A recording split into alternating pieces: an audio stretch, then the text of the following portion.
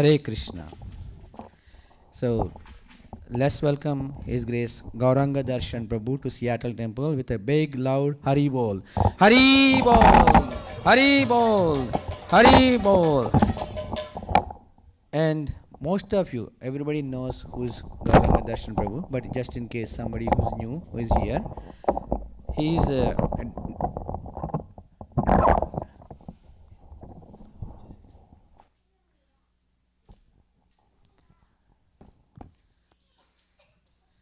a disciple of His Holiness Radhanath Swami Maharaj, who is very well known to all of us. And Gauranga Darshan Prabhu is an educator and author of over 30 books. Those who study Bhakti Shastri or Bhagavad Gita, Nectar of Devotion, Nectar of Instruction, systematically, you would find his what you call study guides or the books very valuable, and how very fluidly and lucidly Prabhu explains the concept, so that actually there's a way, there's a pattern in which you can actually remember what the subject matters are. Makes it very easy for us. So Prabhu is also the Dean of the Bhaktivedanta Vidyapit in ISKCON Govardhan Eco Village. It's outside Mumbai. He conducts online residential and spiritual courses for children, teens and adults, and has over 7,000 plus hours of spiritual discourses in different forums. So he's also a member of the ISKCON Board of Examinations. Those who do not know, we have ISKCON formally has Bhakti Shastri, Bhakti Vedanta, Bhakti Sarvabhauma. There are several examinations where you can formally study the scriptures and get certified. And Prabhu is actually on the board of the examinations. And we are also actually now recently been part of that. We accredited to give these certificates. And we have His Grace Rajagarbha Prabhu is an officially recognized as an instructor and examiner here.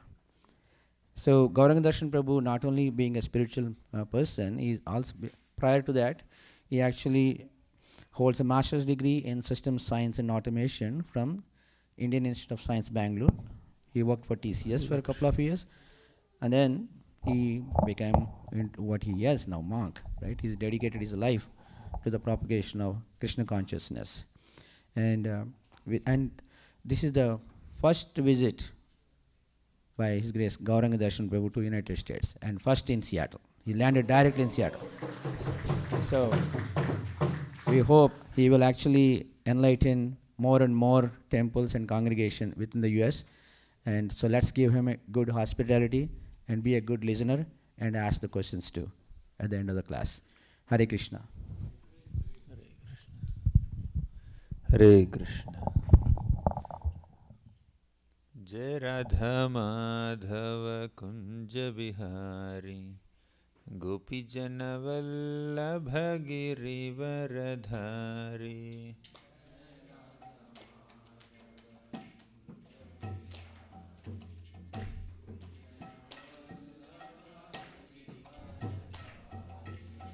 Jai Radha Madhava Kunja Bihari Gopi Jana Vallabha Girivaradhari.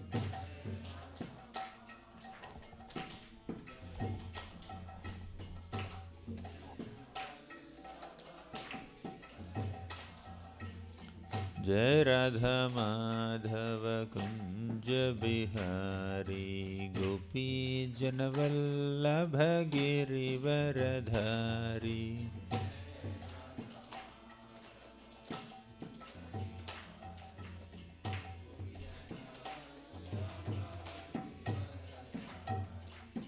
Yashodanandana Braja Jana Ranjana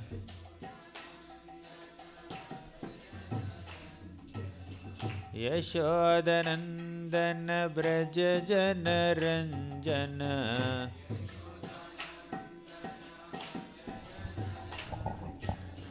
Yashodanandana Braja Jana Ranjana.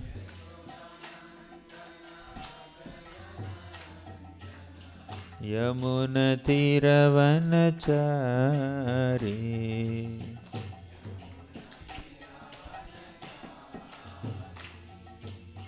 यमुनतीरवनचारी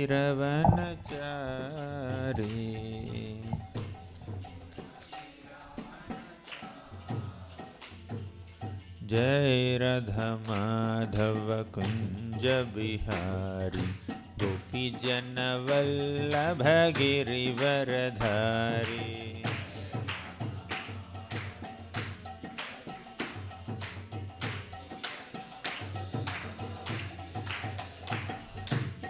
जय राधा माधव कुंज बिहारी गोपी जन वल्लभ गिरिवरधारी।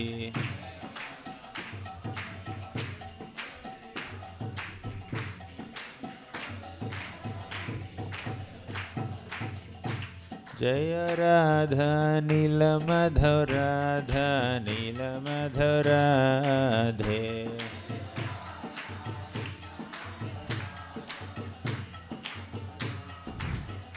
जय राधा नीलमधव राधा नीलमधव राधे।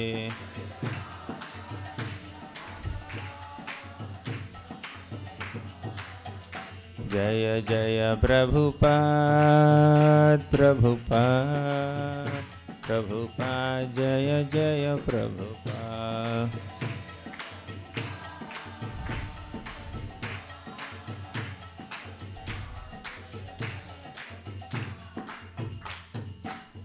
जय ओम विष्णुपाद परमहंस परिव्राजकाचार्य अष्टोत्तर शत Shrimad his divine grace अभय चरणारविंद भक्ति वेदांत स्वामी प्रभुपाद की जय। ओम विष्णुपाद परमहंस परिव्राजकाचार्य अष्टोत्तर शत Shrimad his divine grace भक्ति सिद्धांत सरस्वती ठाकुर प्रभुपाद की। नामाचार्य श्रील हरिदास ठाकुर की। प्रेम से कहो श्री कृष्ण चैतन्य प्रभु नित्यानंद श्री अद्वैत गदाधर श्रीवासादि गौर भक्तवृंद की।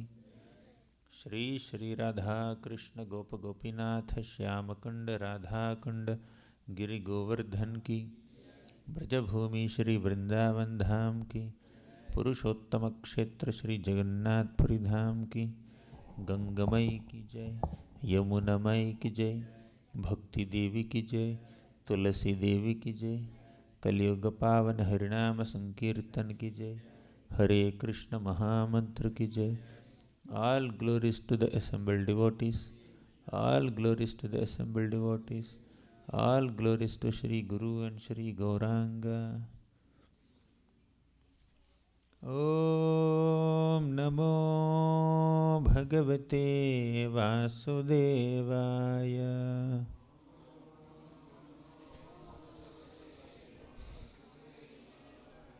Om Namo Bhagavate Vasudevaya.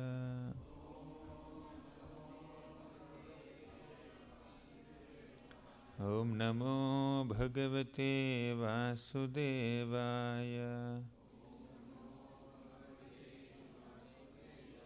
Om Ajnanatimmirandhasya Gnananjanashalakaya चक्षुरुन्मीलितं येन तस्मै श्रीगुरवे नमः। नमो विष्णुपादाय कृष्णप्रेष्ठाय भूतले श्रीमते भक्तिवेदान्त स्वामिन् इति नामिने। नमस्ते सारस्वती देवे गौरवाणी प्रचारिणे निर्विशेषा शून्यवादी पाश्चात्यदेशतारिणे। जय श्री कृष्ण चैतन्य प्रभु नित्यानंद श्री अद्वैत गदाधर श्रीवासादि गौर भक्तवृंद। हरे कृष्ण कृष्ण कृष्ण हरे हरे, हरे Ram Ram Ram Hare Hare.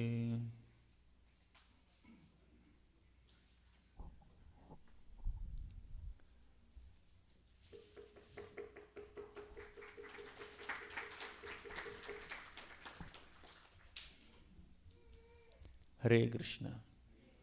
I am very happy and grateful to be amongst all of you today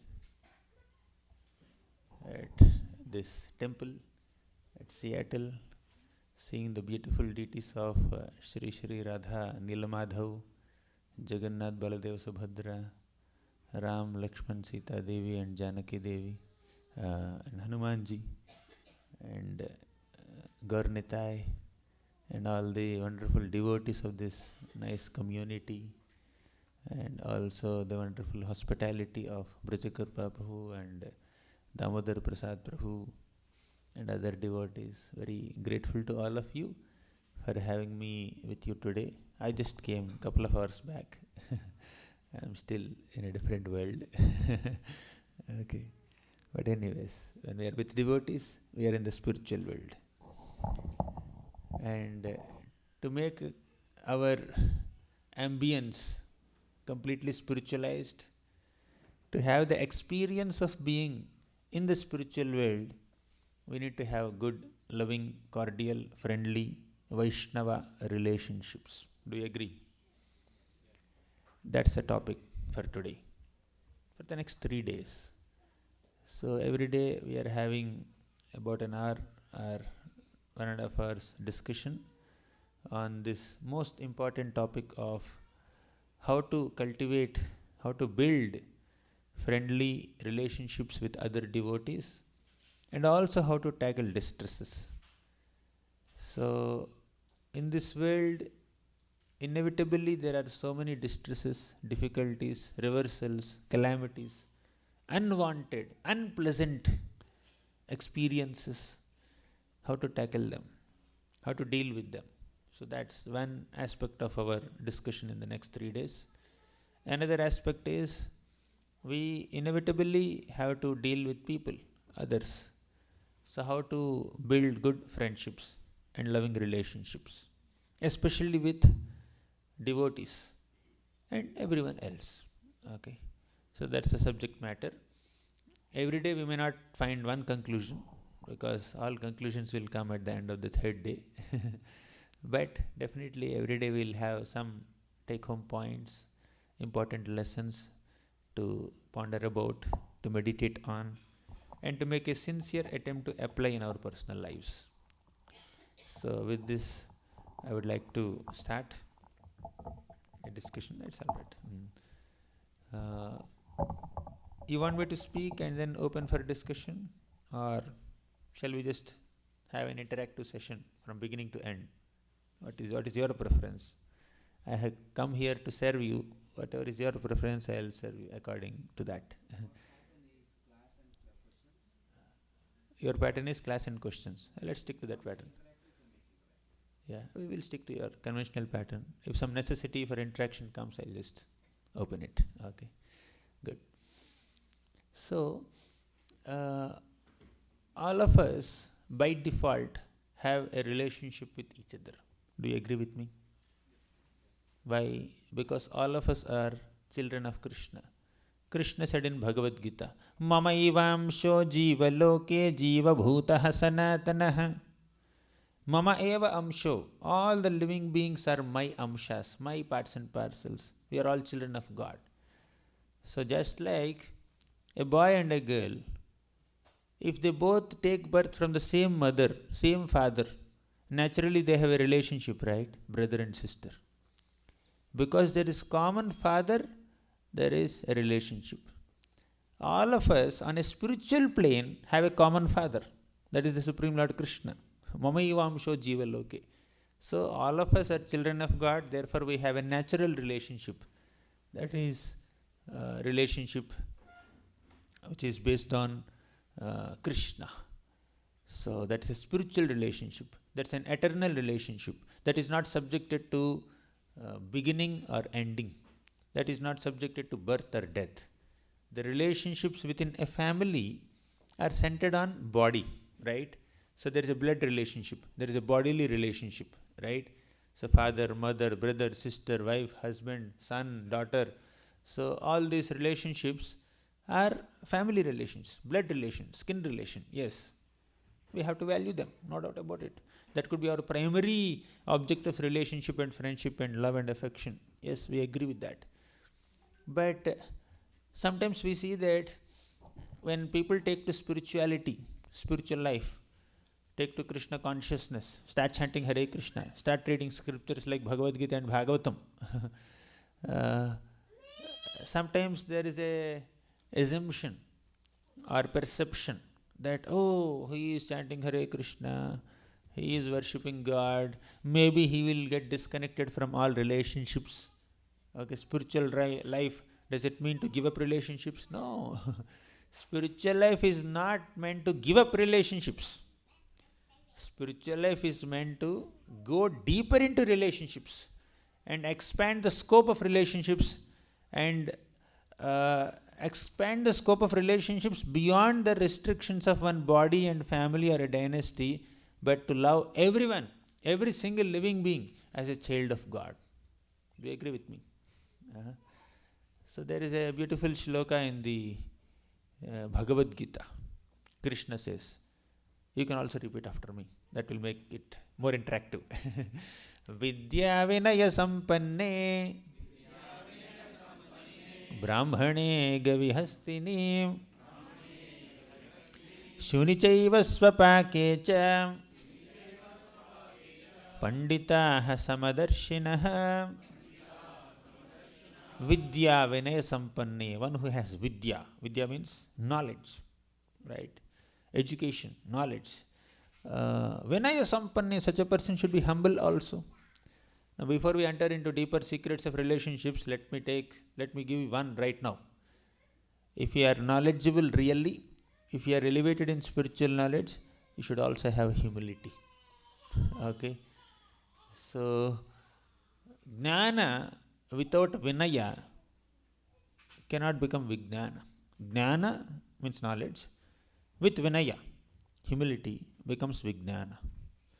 But the Jnana with Ahankar, arrogance, becomes Ajnana. Right? Arrogance converts knowledge into ignorance. But humility converts knowledge into realization. Okay? Vinaya plus Jnana becomes Vijnana. Ahankara plus Jnana becomes Ajnana. Does it make sense? So our knowledge, our elevated understanding of scriptures should not make us arrogant, but should make us humble. So they should not make us arrogant, and they should also not make us indifferent. A spiritualist is definitely not arrogant but humble in his dealings with everyone. But a spiritualist also is not indifferent. He values all relationships. He values relationships not only with his biological and family members. A spiritually advanced person acknowledges and values relationships with every single living being. He exhibits, he demonstrates truthfulness, integrity, and commitment, determination, humility, tolerance, satisfaction, okay, love, care, affection. He demonstrates all these values in his relationships with everybody, not just few 4, 5, 6, 10 family members, right? So, now coming back to the shloka, Vidya Vinaya Sampanne Brahmane Gavihastini Shunichaiva Swapakecha Panditaha Samadarshinaha. So a Pandita, a really wise person, he is endowed with spiritual knowledge and humility. Such a person sees a cow, an elephant, a Brahmana, a dog, and a dog eater. All 5 of them on an equal plane. How can all 5 of them be equal? They're totally different, right? Can an elephant and milk and cow be same? Can a cow and dog be same? They are different.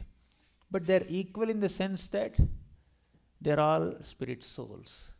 They are all spiritual beings. Within their bodies, Paramatma is sitting there, right? So they are equal because they are all children of God. On a spiritual level, there is equality. On a material level, physical level, bodily plane, there are differences. A spiritually advanced person, a devotee, is one who sees the spiritual equality amongst all living beings behind their bodily differences. Does it make sense?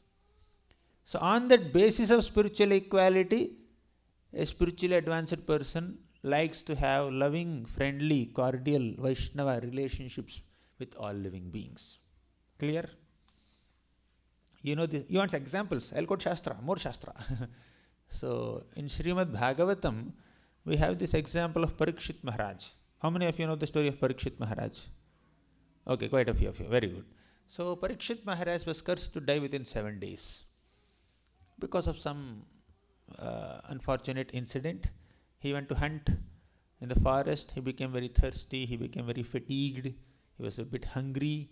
He went to the hermitage of a sage named Shamika Rishi and asked for some water.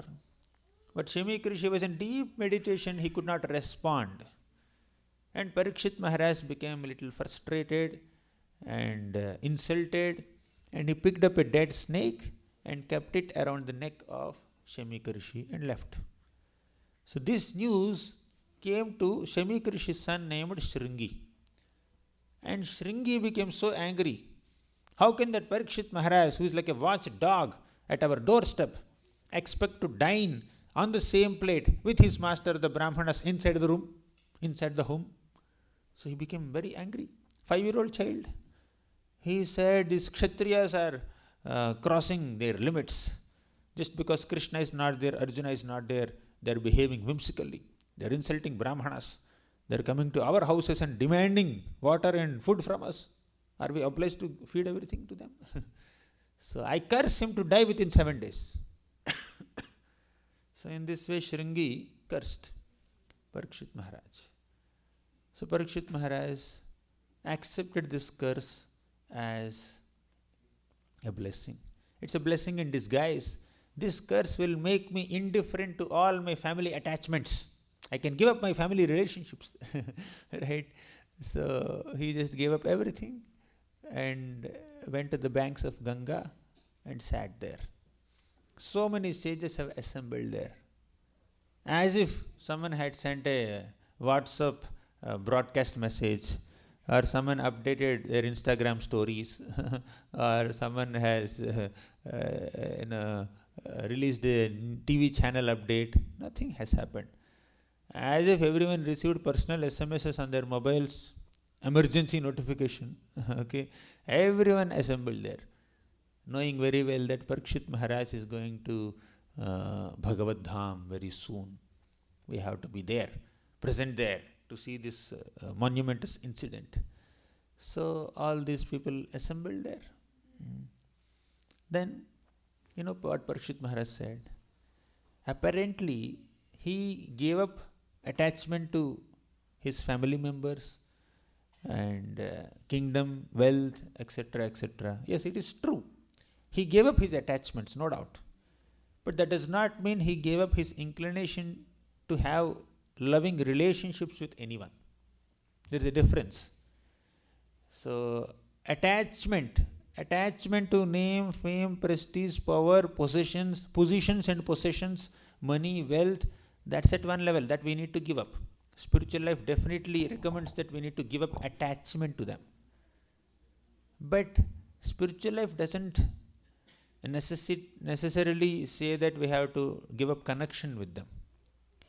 There's a difference between connection and attachment, right? So you may be connected to 100 people, but you may not be attached to anyone. You may have so much of spiritual wealth with you, so much of material wealth with you, but you may not have attachment, right? You may be in the midst of all opulences, but you are not attached to opulences. Okay, now we are speaking more about people, right? Relationships with people, let's talk about that. So you know what Parikshit Maharaj said? Punascha bhuyat bhagavatyanante ratihi prasangascha tadashrayeshu mahatsu yam upayami srishtim maitriyastu sarvatra namodvijebhyah.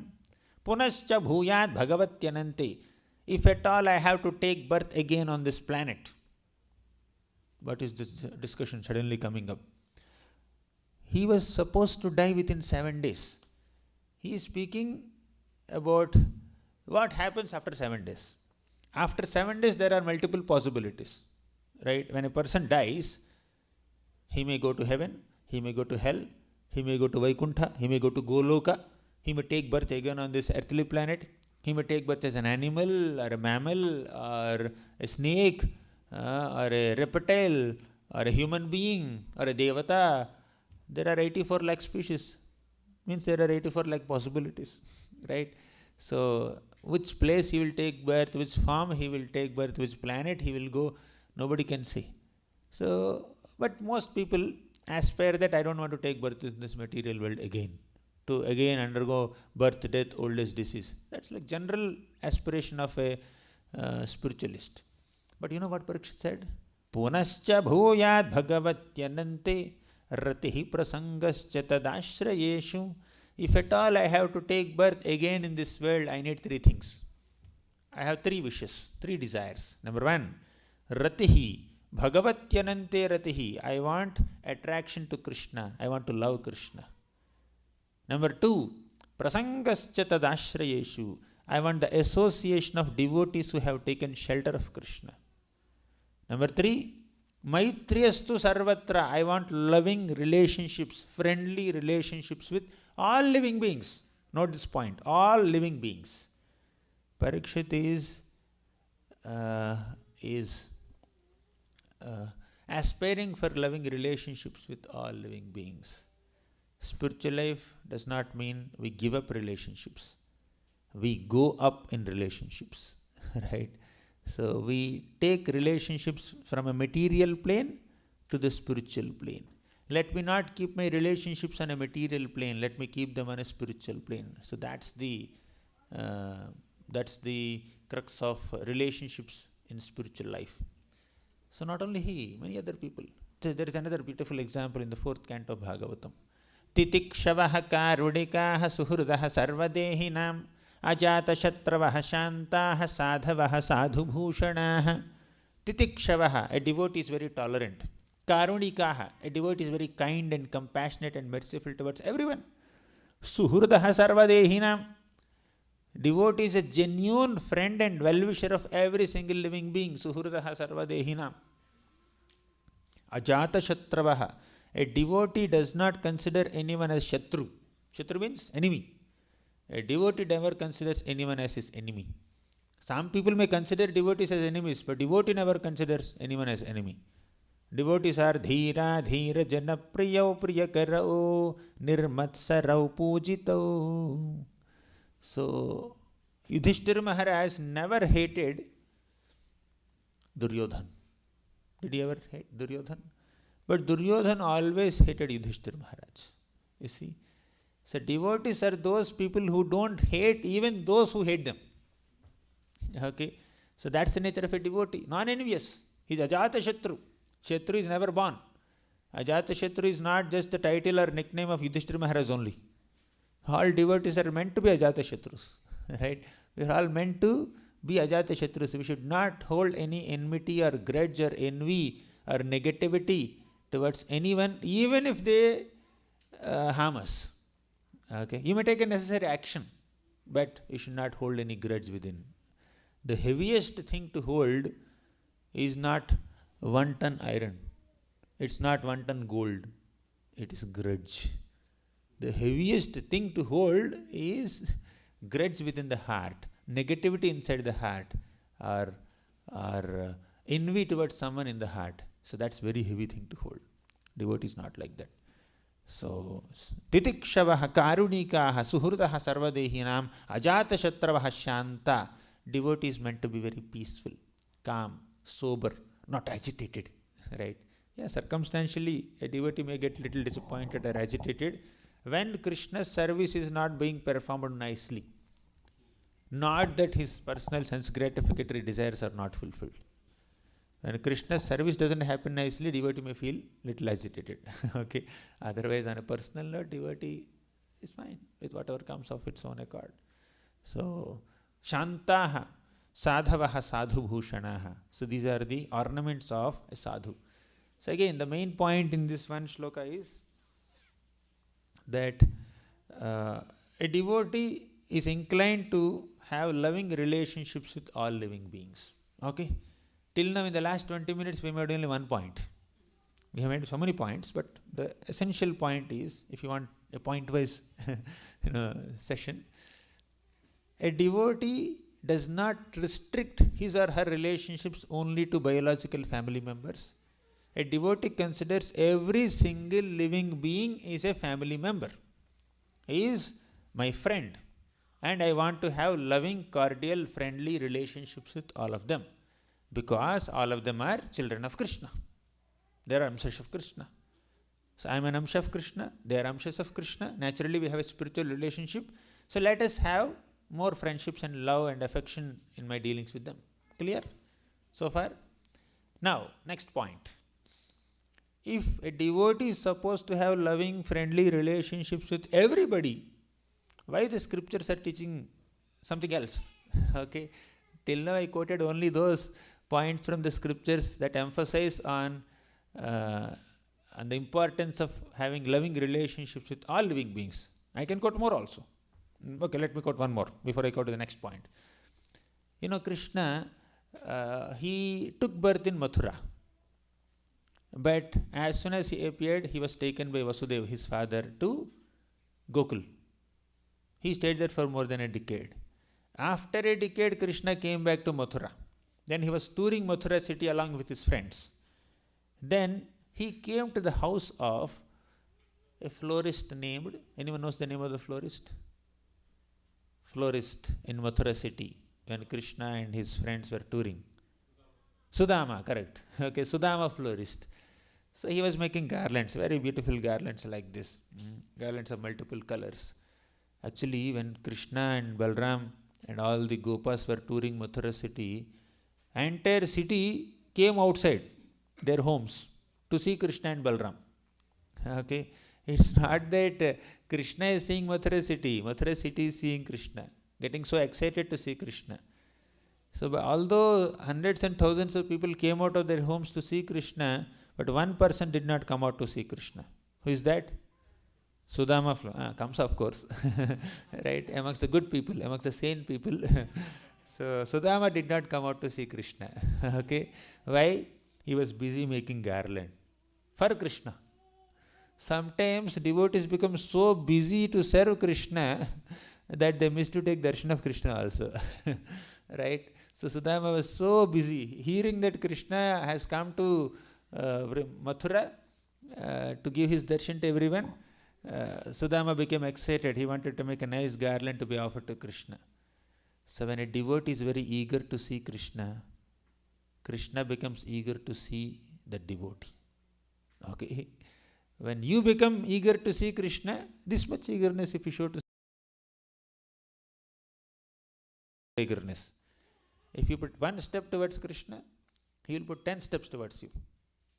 Okay. And his steps are bigger than our steps. Okay. If your step is like a rupee, his step is like $1. Right. So if you offer one rupee to Krishna, he'll offer $10 to you, like that. Just to make the calculations easier to understand. So, because Sudama did not come out to see Krishna, what did Krishna do? Krishna started searching for Sudama. He was asking everybody, do you know there is a florist named Sudama? Where is he? Where is he? He's asking everybody. Krishna did not have a GPS location with him. Sudama never sent his live location to Krishna for Krishna to easily search. So Krishna is asking the address of Sudama everywhere. And by the way, this Sudama already met Krishna before. Because Sudama was a florist, he has the habit of going to different places and collecting some new fresh flowers. So this Sudama also went to Vrindavan sometimes. And he saw Krishna from a distance, little child, little blue boy just playing with his friends, wearing nice ornaments. So at that time only, when Krishna was in Vrindavan, Sudama has seen Krishna. Okay. Now that Krishna came to Mathura, Sudama became very eager to offer him some special garlands made with his own hands. Okay. Then Krishna finally found the address of Sudama and came to Sudama's home. Sudama is very engrossed making his flower garlands. Suddenly he noticed some 2 blue lotus feet were there. Okay, there were some blue lotuses in his hands, but he found a pair of blue lotuses there in front. They are like lotus feet of Krishna. He lifted his head. He found nice yellow dhoti. Okay, and he lifted his head. He saw the beautiful, charming, smiling face of Krishna, like our Radha Neel Madhav. Okay, so Sudama became overwhelmed with love and affection for Krishna, he immediately wanted to offer prostrated obeisances to Krishna, but he offered only half obeisances. Why? There was no place. Krishna was standing very close to Sudama. And Sudama did not have much place to offer full dandavats also. He offered half dandavats. Then Krishna lifted Sudama. And Sudama offered a beautiful garland to Krishna. Not only that, Sudama offered garland to Balram also. And all the other Gopas also. Our service is not meant to be received only by Krishna. Service means service to Krishna and service to Krishna's devotees also. If we serve Krishna, but if we neglect devotees of Krishna, Krishna will not be happy. Therefore, we should serve Krishna along with his devotees. Vasudaika Kutumbam. serve the head of the family and serve other family members also. So Sudama did that. Then Krishna said, my dear Sudama, I am extremely pleased with your devotion. Please ask any benediction. You know what Sudama said? Sopi vavrechalam bhaktim tasmin eva khilatmani tad bhakteshu cha sauhardam bhuteshu cha dayam param. He said, Sopi vavre achalam bhaktim. Krishna, all I need is just 3 desires, 3 boons I want. Boon number 1. Achalam bhaktim. I want undeviated, unflinching, unalloyed, pure devotion to you. Fine? I want pure bhakti unto you. Second, tad bhakteshu cha sauhardam. I want friendships with your devotees. Please allow me to have nice, cordial, friendly relationships with all your devotees. Number 3. Number 3 is Bhuteshu cha dayam param. I also should have compassion towards all living beings. So I am definitely eager to have friendship with your devotees, but I am also eager to have some compassionate feelings towards all the living beings. He is not ignoring other living beings. Okay. So now Sudama's prayer to Krishna reveals little deeper insight, even compared to Parikshit's prayer. Parikshit's prayer has his own glory. You remember what are the 3 desires of Parikshit Maharaj, if at all he has to take birth again? Can anyone say? What are the 3 desires of Parikshit Maharaj? Attraction to Krishna, correct? Association of devotees. Friendship with all living beings. What are the 3 desires of Sudama? Unalloyed devotion to Krishna. Friendship with devotees. Compassion for common living beings. Perfect. Very good. So there is an overlap between these 3. So Parikshit said, I want friendly relationships with all living beings. Maitriyastu sarvatra namo dvijebhya. And Sudama said, Tad bhakteshu sauhardam. I want relationships with your devotees and I want compassion towards all living beings. So there is a slight variation here. Okay, let's go deep into it. A devotee is naturally inclined to have loving, cordial relationships with all living beings.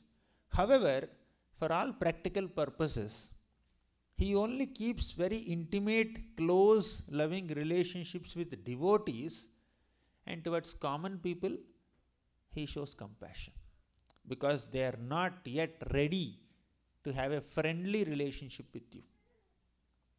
Friends generally should indicates there should be some kind of equality. Okay, so there should be some similar aspirations. There should be some similarity either in aspirations or age or experience or qualities or whatever. There should be some similarity, right? So then friendship can be established. Okay, so but these people in general may not have great devotion to Krishna. If you intimately get connected to such devotees, you may not be sufficiently inspired to serve Krishna, right? Therefore, for all practical purposes, a devotee wants to have close relationships with devotees that inspires him,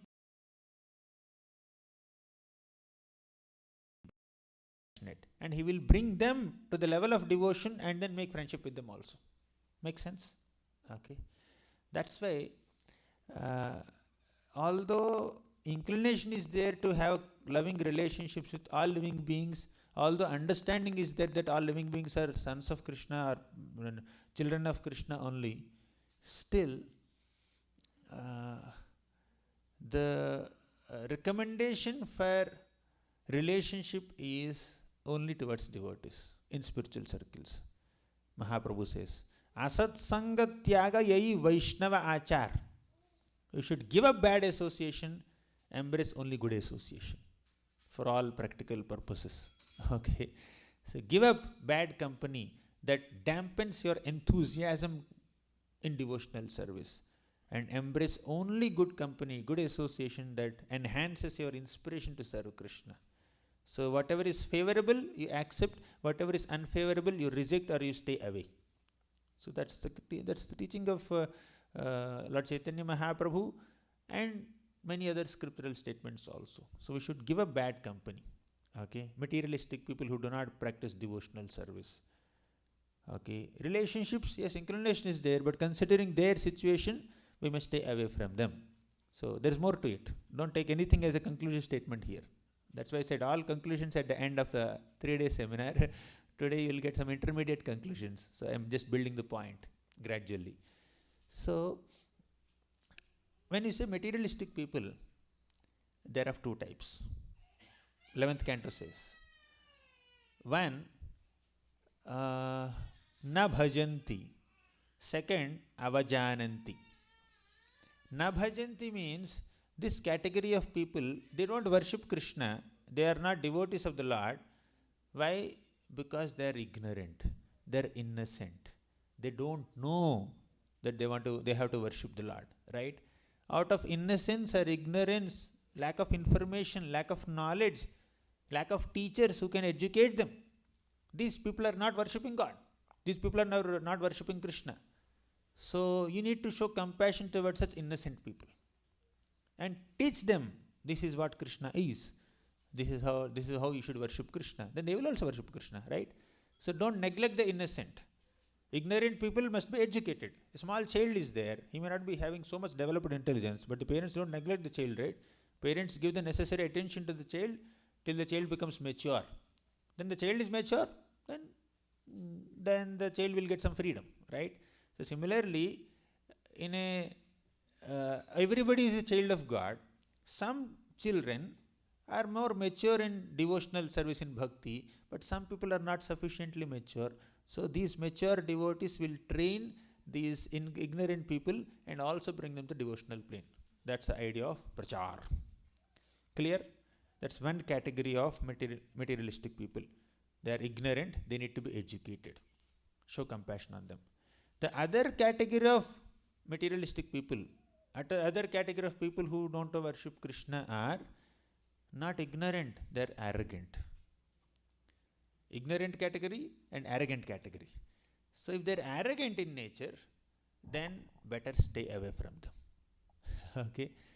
So if the possibility of you transforming them into devotees is less, and if the possibility of you getting transformed by their association is more, better keep safe distance away. Okay, it's like somebody has some coronavirus. Okay, so they need to be quarantined. They need to be kept in isolation, seclusion. Okay, if we go and embrace them, then we may also get it, right? We understand every living being is a child of God. Okay, a human being is a child of God.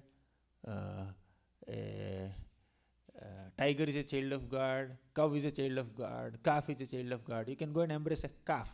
Will you hug a tiger? That will be the last hug of your life, right? If you hug a tiger or a lion. So we understand lion and tiger are also children of God. But we should have some discrimination, right? Whom to hug and whom not to hug. Whom to play with and whom not to play with. Okay, so there should be some discrimination. If you are not careful enough while serving a cow, yes, cows are meant to be served. Okay, if you are not careful enough, if you play around with the cow, cow has his horns. Cow may do something like this, right? You need to be a little careful. Okay, and little calf, okay, fine. Even if you are not that careful, even if calf stamps on you, you may not get hurt so much because very little calf. It's very soft. Okay, so you need to have discrimination in dealings, not the negative kind of discrimination where you don't acknowledge everyone's spiritual connection with the Lord, but a positive and practical kind of discrimination where you understand what is good and what is bad, what is right and what is wrong, what is auspicious and what is inauspicious, what is beneficial and what is harmful. Same kind of discrimination we need to apply in relationships. So when somebody has very toxic thinking, somebody is not very very polite in speech, somebody has very malicious intentions, if we make very close relationships with such people, we also can get affected by their negative thought patterns, right? So for all practical purposes, scriptures teaches asat sangatyaga yai Vaishnava achar. So Vaishnava's achar is to give up bad relationships, right? Is it clear? Now we discussed that a devotee is naturally inclined towards having relationships, friendly relationships with all living beings, knowing that they are all children of God. But for all practical purposes, a devotee discriminates between people in three categories. If they are devotees, he aspires for their friendship. If they are ignorant people, he shows compassion on them. If they are too materialistic and envious people, he stays away from them, maintains respectful distance. That's why a Madhyama Adhikari, you have heard this name Madhyama Adhikari. So he has 4 types of dealings. Prema, Maitri, Kripa, Upeksha. Prema, love the Lord, love Krishna. Maitri, make friendship with devotees. Kripa, be compassionate to innocent people.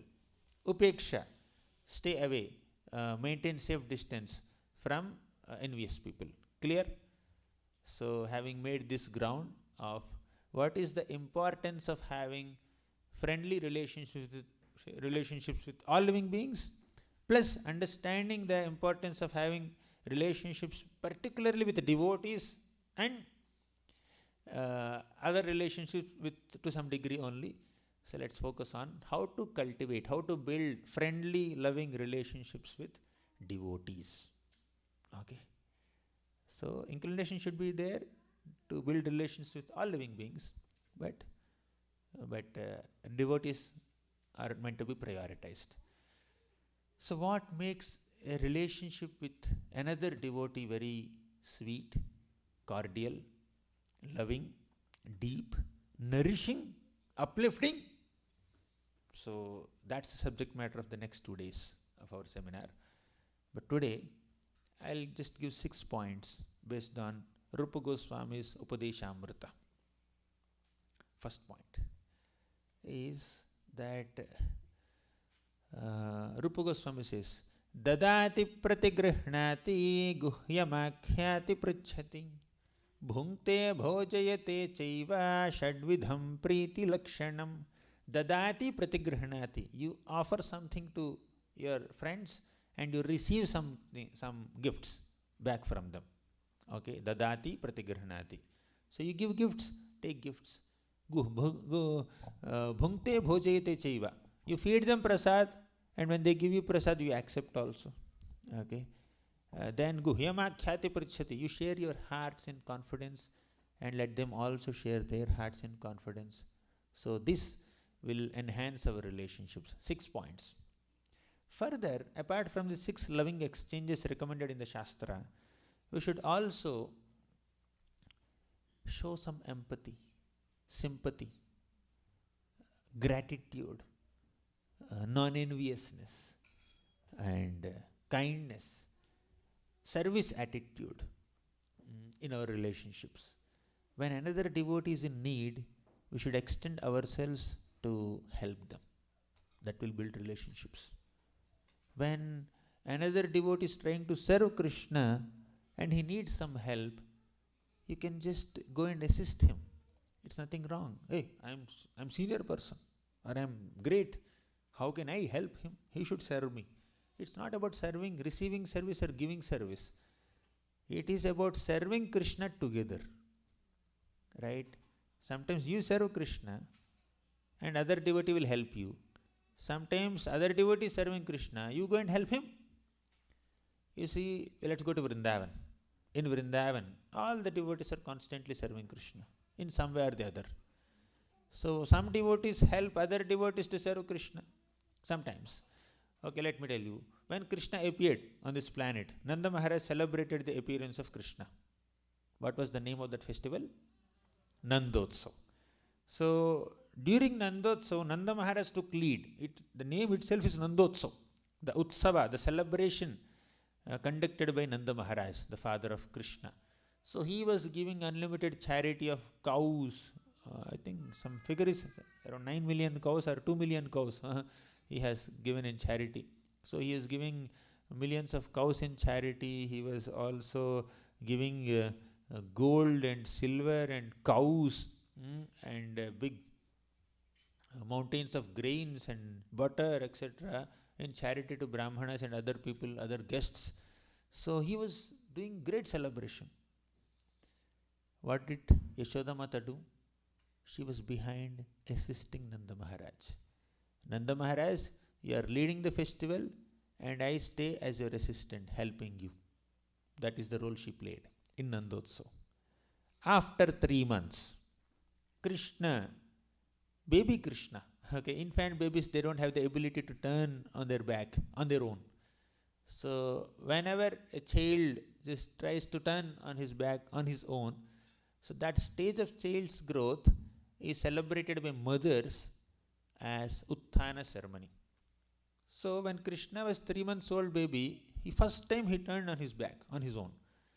Then Mother Yashoda wanted to celebrate this stage of Krishna's growth as Utthana ceremony, right? So then Yashoda Mata took lead.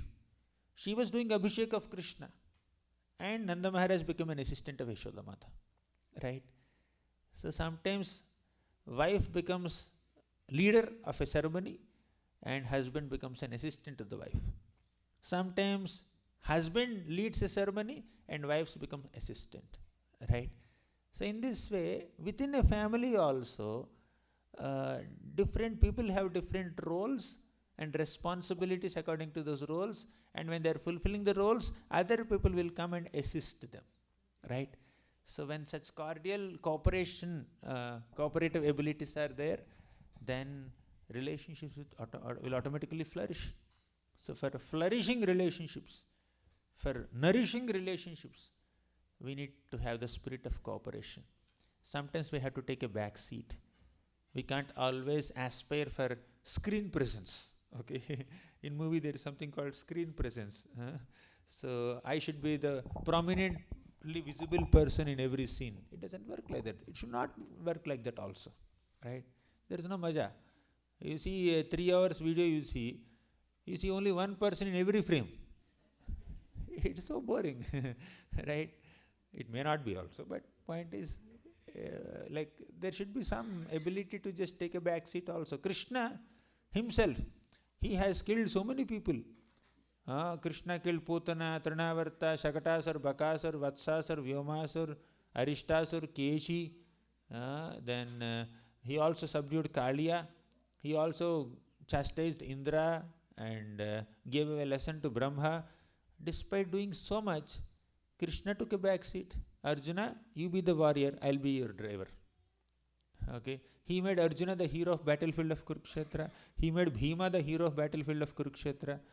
So please understand that if we fight for prominence, forget fight, if we desire for prominence within, the desire, that emotion did not become an action or an expression yet. Even if it is at the desire stage, if you are desiring for prominence, I should be in the limelight. All focus light should be on me. I should be taking lead. I deserve this. I am entitled for this. I deserve this treatment. I deserve this privilege. When that mood is there, relationships will be spoiled. As simple as that. Okay? Because we are being self-absorbed. We are being self-obsessed. We are thinking about ourselves more than others. When will a relationship survive for a long time? Whether it is between devotees or anyone else. When there is selflessness. Selflessness sustains relationships. Selfishness strangles relationships. Okay? If we are too selfish, self-centered, then our relationships are strangled. If we are selfless, extend ourselves to help other devotees, cooperate with them according to their needs and moods, then we have good opportunity to make good relationships, right? So, in relationships, we should not be fighting for prominence. We should not be desiring or aspiring for prominence. Whenever required, how much ever required, we should be willing to take some back seat and encourage other devotees. So good relationship begins with, or not begins with, is definitely sustained by encouraging others in what they are. In the spiritual world, we'll discuss so many examples tomorrow. Today is just beginning, teaser you say, right? Teaser with minimal energy levels. So, in the spiritual world, there are so many plants. Mandara kunda kurabotpala champakarna punnaganaga bakulambuja parijata gandherchite tulasika bharanena tasya yasmimstapah sumanaso bahumanayanti. Mandara kunda kuraba utpala champaka arana punnaga naga bakula ambuja parijata. These are the names of flowers. I don't know the English names, English equivalents. Even Prabhupada also doesn't write in his purport. Okay, what is the name of this flower? I don't know this flower also. Huh? Yeah. Carnation, correct. Yeah, in India also they bring sometimes. So there are so many flowers. These flowers have different sizes, different shapes, different colors, different numbers of petals, different types of sweet fragrances, right? Some are 5-petal flowers, champa, some are 8 petals, some are 10 petals, some are 20 petals, some are Sahasradala Padma, some are 1000-petal flowers. So, in this way, there is variety in the spiritual world in flowers. But, Gandherchite tulasika bharanena tasya yasmimstapaha sumanaso bahumanayanti. So, when Tulasi Maharani comes in front to serve Krishna, all these beautiful flowers, colorful, fragrant flowers, they just take a back seat, okay, and encourage Tulsi Maharani, you go. So Tulsi Maharani only one flower, one color, green color, one little green leaf, and even the manjari, even the flower, Tulsi flower also is not very colorful as such, right? Compare Tulsi and lotus, okay. So, but apparently, although apparently there is a difference in the size and shape and color and sweetness and fragrance, etc., etc., all the beautiful flowers, qualified flowers, celebrated flowers, they take a back seat and encourage Tulsi Maharani to go forward and serve Krishna. This is spiritual world. To encourage another devotee, not to discourage them. To support another devotee, not to envy them. To celebrate the success of another devotee, not to cry and lament when they become successful. Right? Not to envy anyone. Not to have any sense of inferiority complex. Okay, this inferiority complex is there when another devotee is flourishing better than us, and a sense of superiority complex is there when we are doing better than others. This inferiority complex and superiority complex will make our life completely complex, right? They will kill our peace. So instead of envying another devotee for his or her superior qualities, let us try to accept them as they are and appreciate them for what they are. I'll elaborate this with more examples tomorrow. I spoke for about 55 minutes. Shall we open for questions now? So we spoke quite a few points. It's good for thought. Let's have some questions. Tomorrow I'll continue more. Tomorrow the temperature will be double. what works in relationships. Today is an intro.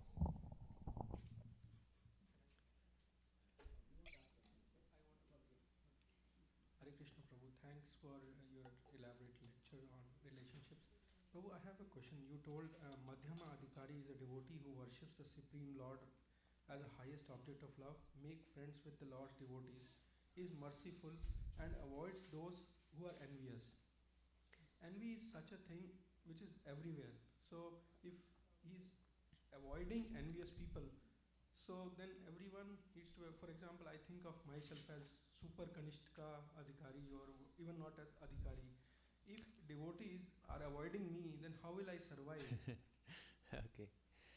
Yeah. We said that a Madhyamadhikari avoids envious people. If there is no envy in us, why would anyone avoid us? That's like one aspect of the story.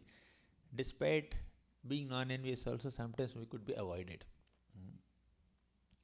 Maybe we may not have sufficient skills to render certain services, or we may not be sufficiently resourceful or talented, etc. That may be a reason why they are interacting with other devotees for services and not so much with us. That should not be seen as neglect, but in a big community of devotees, there will also be some devotees at least who can interact with us on a regular basis. Basically, although a devotee, a sincere devotee, is willing to have friendly, loving, cordial relationships with everybody, but it is not very practical to give equal amount of time, quality time to everybody. Okay, so that's a practical consideration, practical difficulty when we are practicing devotional service in this material world. Just wait for a while, go to the spiritual world. Krishna will give the ability to you to expand yourself into 50 forms or 100 forms. You can spend time with 100 devotees parallelly, simultaneously. That's what Krishna does also, right? So, although the intention to be friendly with all living beings, at least all devotees, is there, the ability to do so is limited because of being in this material world. Does it make sense? Does it sound practical? Is that what you are asking? Does it make sense? Prabhu, then who is a devotee? Because I have read that even if anyone has said Krishna's word and only one time, he is a devotee. So friendly with devotees, and so these both look contradictory. So, for example, if I have said Krishna one time, I am a devotee.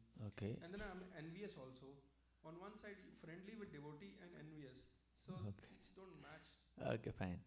So first let me address the first point. Who is a devotee? This question is asked by Kulinagram devotees when they came to attend Rath Yatra. Whom did they ask? Lord Chaitanya Mahaprabhu. Mahaprabhu one time he said that anyone who chants Harinam even once is a devotee. Then after 1 year they again asked the same question. Then Mahaprabhu said, whoever is making others chant Harinam, whoever is constantly chanting Harinam is a devotee. First is, if you chant even once, you are a devotee. Second is, if you chant constantly, then you are a devotee. Third is, Mahaprabhu said, by seeing you, if others chant holy names, then you are a devotee. Right? So all are devotees only, but there are three gradations. Right? So 3 levels of advancement. Right? So that is like one point regarding your definition of being a devotee. There are like less advanced, medium, moderately advanced, more advanced devotees. Coming to the other part of envy. When we are struggling sadhakas, we are not Mahabhagavata devotees. We are not yet pure devotees, Suddha Bhaktas, Uttama Bhaktas, Akinchana Bhaktas, Avyabhicharini Bhaktas. When we are not at that level, there will be some envy, some pride, some lust, some greed, some anger.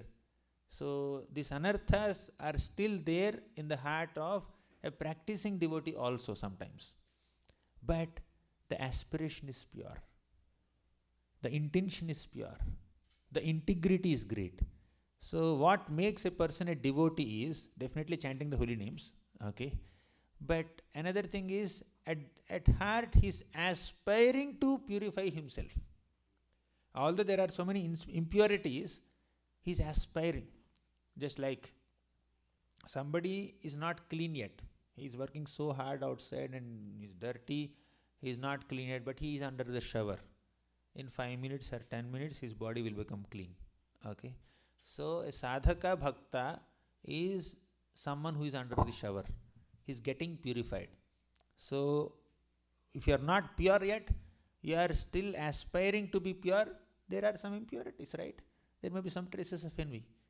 So when some devotee has some little envy, little anger, little shortcomings, that devotee is not meant to be neglected, that devotee is meant to be trained. He comes not in the fourth category, he comes in the third category. Right? Third category is ignorant people. Okay, prema is for the Supreme Lord. Maitri, friendship with pure devotees. Then, or elevated devotees. Then kripa is, compassion is for innocent people. Right? Then upeksha is for grossly envious people. Like sadhaka bhakta may have little envy, but can his envy be equal to the envy of Hiranyakashipu? Can his envy be equal to the envy of Kamsa or Ravana? Okay, so they are real envious people. The little envy that a sadhaka has will not stay for a long time. If the sadhaka continues to chant Hare Krishna, continues to hear Bhagavatam, continues to serve devotees, that envy will gradually fade away. It will go away. And of course, sadhaka also has to consciously put an effort to give up envy. Tomorrow we'll discuss how to give up envy. Okay? How to convert that envy into appreciation. We'll discuss that. Does it make sense, Prabhu? Does it answer your question? Thank you so much, Prabhu. Hare Krishna.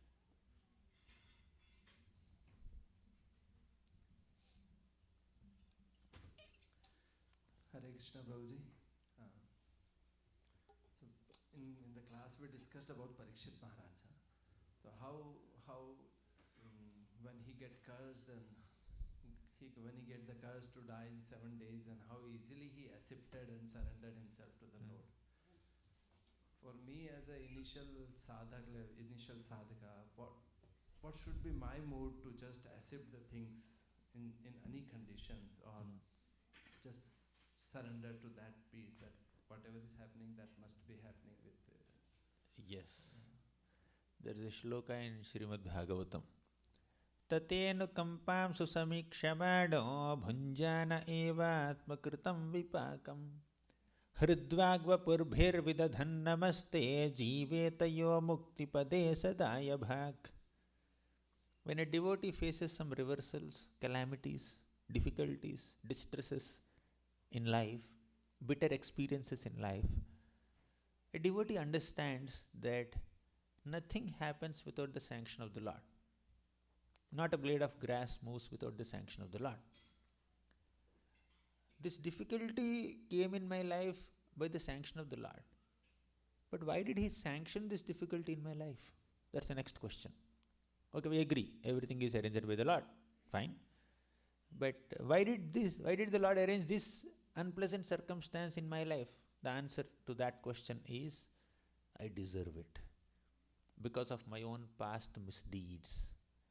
Krishna is supremely independent, and as His children, as His amshas, we are minutely independent. There is little independence within us also. If we use it properly, we will advance. If we misuse it, we will encounter suffering.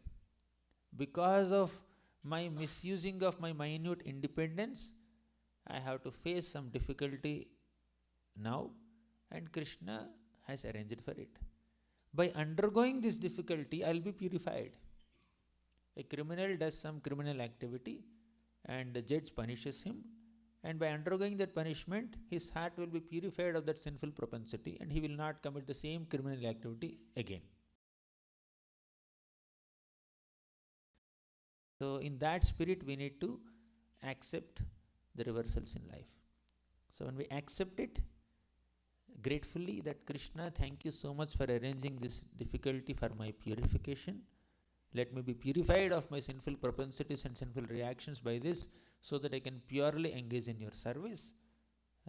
Actually, I deserve more and a worse punishment, but out of your mercy, you have minimized it. Thank you so much. Okay, let me undergo this. Let me not blame you. Prabhupada writes in a purport, in the first canto, 17th chapter purport, when there is pleasure, people will naturally think that it is God sent. When there is pain, they doubt, how can Krishna be so cruel? How can Krishna be so unkind towards me that he is arranging such great difficulties in the life of a great devotee like me? So people may consciously or unconsciously, openly or secretly think like this. Okay, but a mature devotee is one who understands that reversals are caused by my own past misdeeds, and even if the reversal is coming in my life because of so and so person, that person is not the cause of the difficulty. The difficulty is coming through that person, not from that person. Okay, sometimes a postman, a courier person brings you a nice cover and gives it to you. That courier is carrying a great news that your friend has made a beautiful building of 10 stories and is inaugurating you for that building. He became successful. That's an auspicious news for you. You can thank the postman, courier boy, but you may not worship his feet. Thank you very much for building this building for my friend. Do you say that to him? Okay. Sometimes the courier man may also bring a death news of some close relative, close friend. You don't go and beat that courier man. Why did you kill my friend? Right? So sometimes the courier boy may bring some auspicious news, sometimes inauspicious news. But he's just an instrument. He is not the original cause. Similarly, we may receive some trouble, quote unquote, from a person, but it's not actually from that person. It is through that person. The reason is, in the past we have done some mistake, and now it is coming to me through this person, not from this person. Don't blame the instrument of your karma. But if you are in a responsible position, take an action against that person also. That's a tricky aspect of bhakti. So you should punish the offender if you are in a responsible position. If you don't punish, that's an offense on your part, right? If somebody's actions are troubling 10 people, you are in a position to take an action, you should definitely punish that person. But internally don't hold grudge. Okay? There is a lot to elaborate on this point, but if this satisfies you, I'll stop here. Otherwise, I'll elaborate more. Thank you, sir. Okay. Thank you, sir. Thank you. Hi Krishna Prabhuji, thank you for your class. Thank you. I was wondering, you mentioned that it's not practical to have loving relationships with everyone, and so we should have cordial, like loving relationships with devotees. And you said that there's like equality in these kind of relationships, but we also hear a lot of times that we should consider ourselves like the servant of like Vaishnavas. Yes. So how do we like manage balancing equality in like the loving relationships, or like having friendships, but also like Yeah, the balance is very, very simple and straightforward. We all should be in the mode of servant of the servant of the servant of all Vaishnavas, and ultimately servant of servant of servant of Krishna, servants of Krishna. And the equality is in aspiration. You are aspiring to be servant of Krishna. Your friend is also aspiring to be servant and servant of Krishna, servant of Krishna. So that's the equality. So you both are equal in your aspirations to be dasanudasa, but and you want to be your friend's servant and your friend wants to be your servant. That makes you both equal. You both are devotees of Krishna. You both are chanting Hare Krishna. You are all aspiring for Krishna Prema. You are reading the same book, Bhagavatam. You are eating the same prasadam, Krishna prasadam. Okay? You are chanting the same mantra, Hare Krishna Maha Mantra. So from all these considerations, there is equality. The equality is an aspiration and lifestyle and sadhana and the same object of worship, that is Krishna. So that makes that makes things equal. All Vrajavasis are equal in the sense that they all love Krishna as the prime object of their life. But there are differences amongst Vrajavasis also, because different Vrajavasis love Krishna in different flavors. Yashoda Mata loves him as a son, Radharani loves him as a lover, Sri Rama loves him as a friend. So there's a difference in their moods, but ultimately speaking, all of them are lovers of Krishna. All of them love Krishna. Does it make sense? Thank you. How many questions should we take, Prabhu, please? It's 9 o'clock and still I can see the sunlight outside. I'm a little, it's misleading. Okay, 5 more minutes. Any questions, comments? Yes, Prabhu.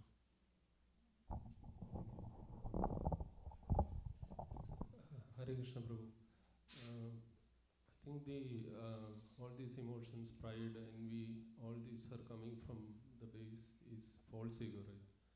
Yes. False ego. So in Bhagavatam itself it is mentioned that while the creation happened, Mahatattva, then the false ego, then intelligence. So mind is considered as the product of false ego and goodness. Intelligence is a product of false ego and passion.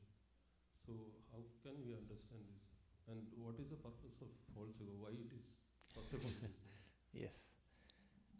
Ego is meant to entangle us in this material world. Okay. We are in this material world just because we have ego, or we are being squeezed by ego, controlled by ego. Now, as you said, ego has multiple products. Ego is predominantly in ignorance only. Under that umbrella of ego in ignorance, there are again 3 flavors: Sattva-guna ego, Rajoguna ego, Tamoguna ego. As you said, from Sattva-guna ego, Sattva-guna ahankar, Sattvika ahankar, mind takes birth. Rajasika ahankar, intelligence takes birth. And from Tamasika ahankar, all this earth, water, fire, air, ether, sense objects, all of them take birth. Okay. So now what is the correlation between these 3 things? Ego, intelligence and mind. Basically, mind is innocent, as you said, because it is born out of goodness. Mind is innocent. Its nature is to be obedient, submissive. To whom? To false ego. Okay. So mind's nature is to be obedient and submissive to the false ego. The main culprit in our chanting or in our devotional service is false ego, and mind is just a servant of that false ego. And intelligence also tries to maintain that false ego by planning and scheming. What is the nature of mind? Mind is a storehouse of unlimited thoughts, desires, feelings, emotions. And intelligence is that aspect in our personality that does the analysis. Mind doesn't do analysis. For example, mind has a desire. Intelligence discriminates whether the desire is good or bad, right or wrong, and starts planning whether to fulfill that desire or discard that desire. Or if we have to fulfill the desire, how to fulfill the desire. Intelligence does all that part. Mind only has thoughts. Whether the thoughts are negative or positive, intelligence will analyze it. Mind only has desires. Whether the desires are good or bad, intelligence will analyze it. These are the subtle differences between mind and intelligence. Now, coming back to ego. Ego basically means what? A sense of identity. Okay? A sense of identity. And we all have 2 types of identities. Not 2 identities, 2 types of identities, 2 categories of identities. One is a permanent, eternal, spiritual identity as a servant of the servant of the servant of the master of gopis. Gopi bhartuh pata kamalayor dasa dasa dasa anudasaha. Jivera swarupa hai krishnera nitya das. This is our permanent identity. Okay? Eternal identity. That is our true ego. Okay? Ego in itself need not be a negative word. It is oftentimes seen in that connotation, but true ego is we are a servant of Krishna. But false ego is, I am a brahmachari, I am a grahastha, I am an American, I am an Indian, I am a male, I am a female, I am brahmana, I am a kshatriya, I am a cat, I am dog, I am a student, I am a teacher, I am a doctor, I am a patient, I am a carpenter, I am a plumber, or I am a businessman, I am a doctor. So I am an engineer, I am an accountant, I am owner of this car. So that is false ego. Ego basically means to identify with something, a sense of identity. If we identify ourselves with something temporary, then that is false ego. If we identify ourselves with something eternal, permanent, that is true ego.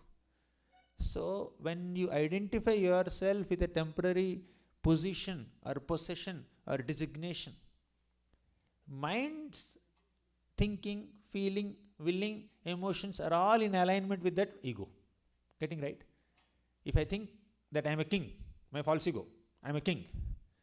So mind's emotions, thinking, feeling, willing, thoughts, desires, all of them are to maintain that position, status quo as a king only.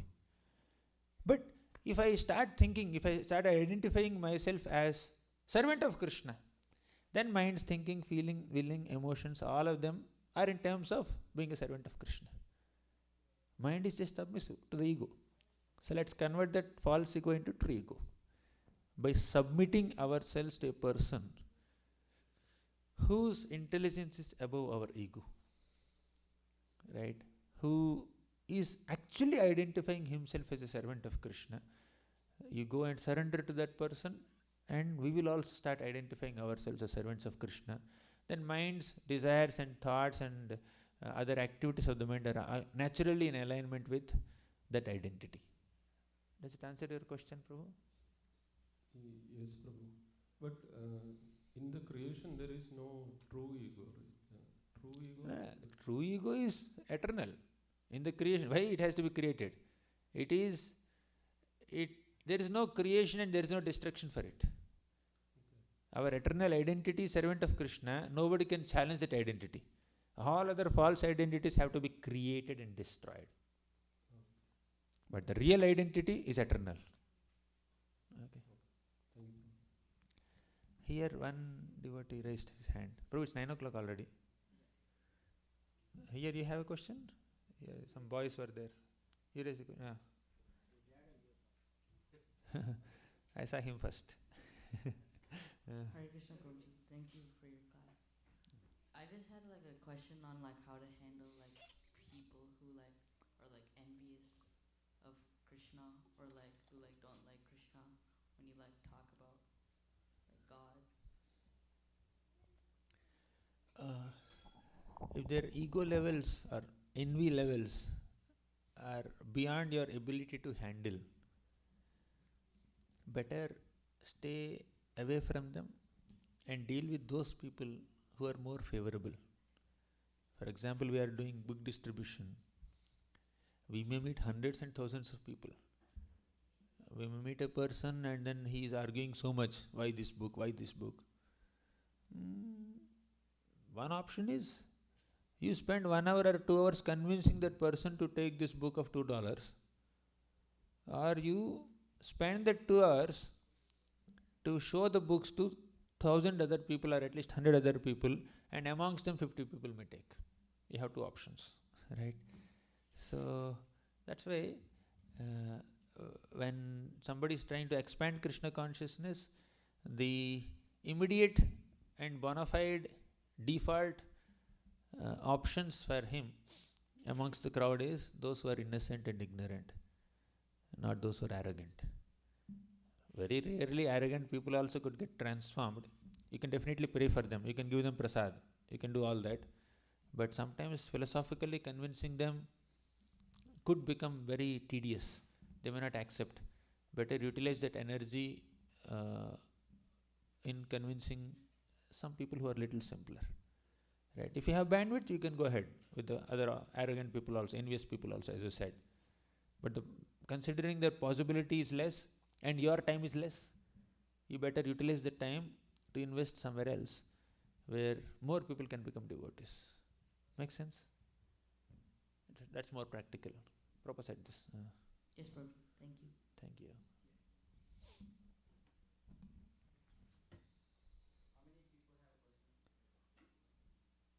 One, two. I'm okay. I came just to serve you. Thank you, Prabhuji. Amazing class.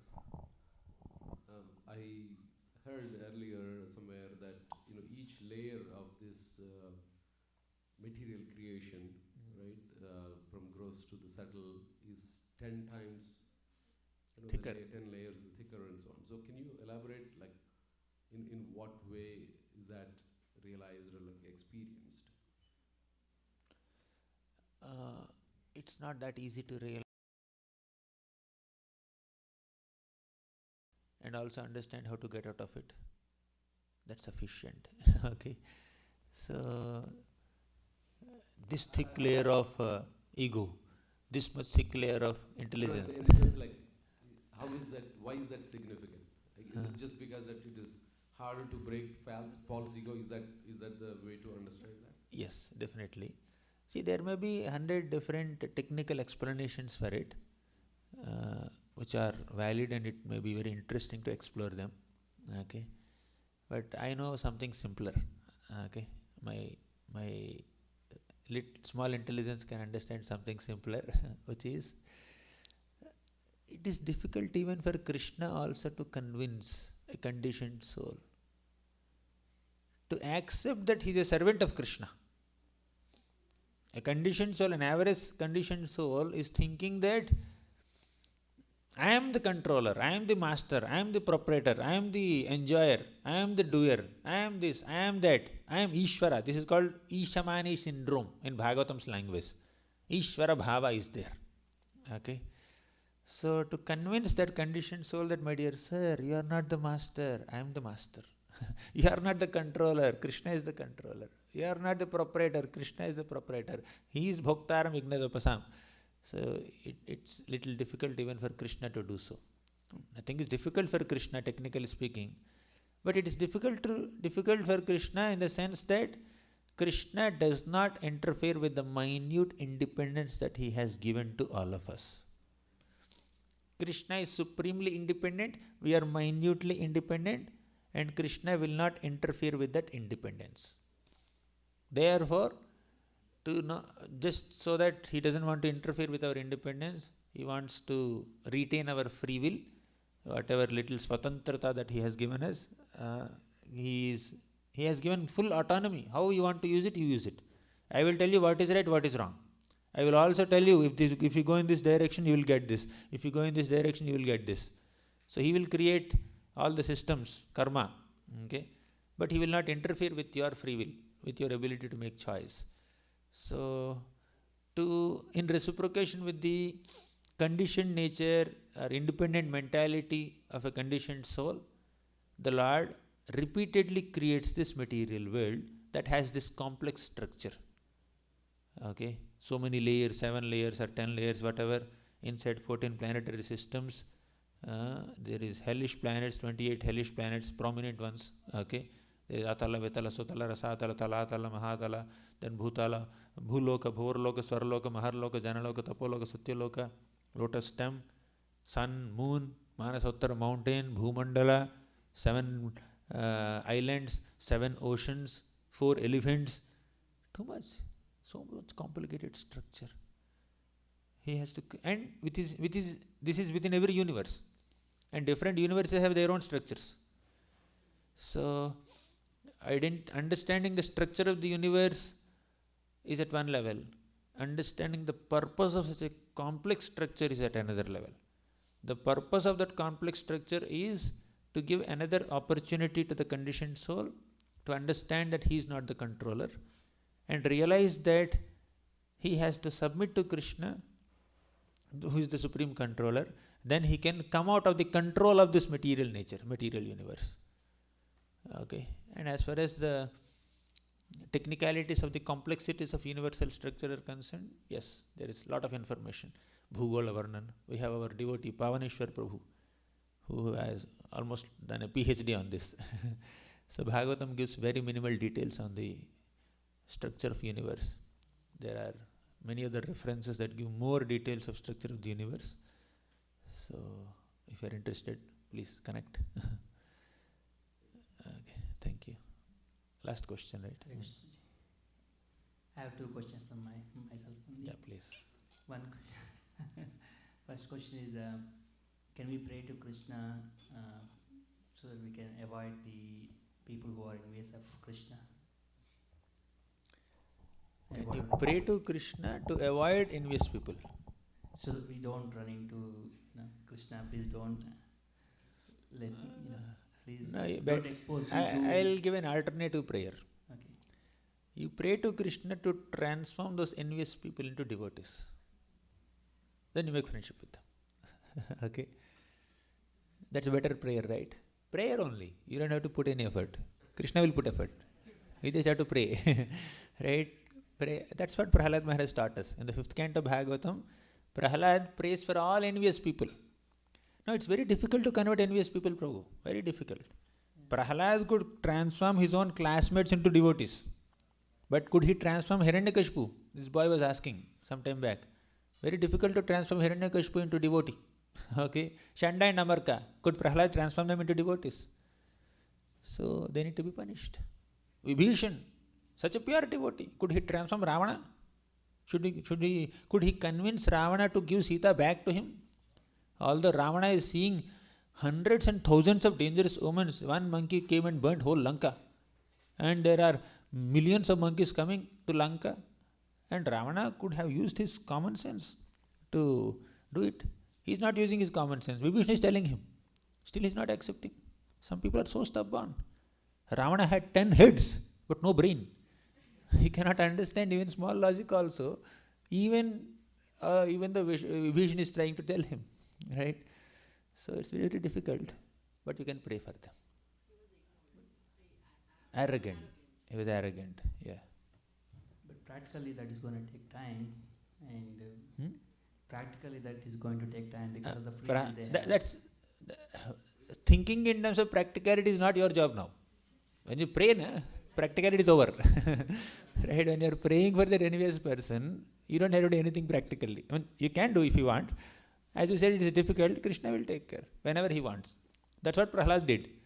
In the entire lifetime of Prahlad, till Hiranyakashipu lived, he could never transform him. So Narasimhadev came and killed him. Then Prahlad prayed, "My dear Lord, please forgive my father. Excuse my father. Do something. Give him liberation." Then Narasimhadev said, "Don't worry, I'll take care." Okay, you can pray. Yes. Do whatever is in our hands. Yes, last question.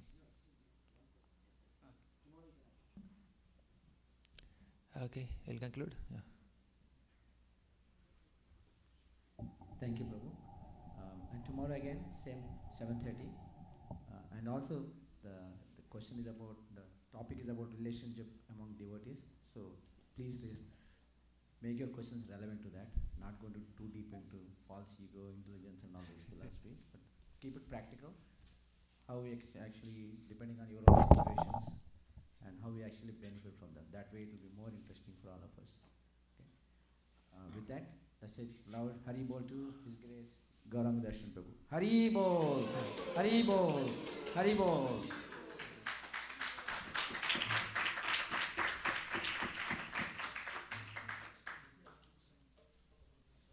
As I mentioned, Prabhu authored so many books, 30 plus books. So he's still writing. So the books are available at near the bookstore. Personally, we read it, and they're really, really helpful in understanding the topics the way Prabhu is explaining.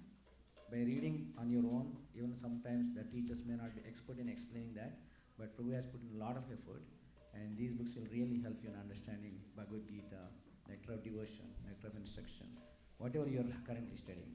So please take, those are available there. Hare Krishna.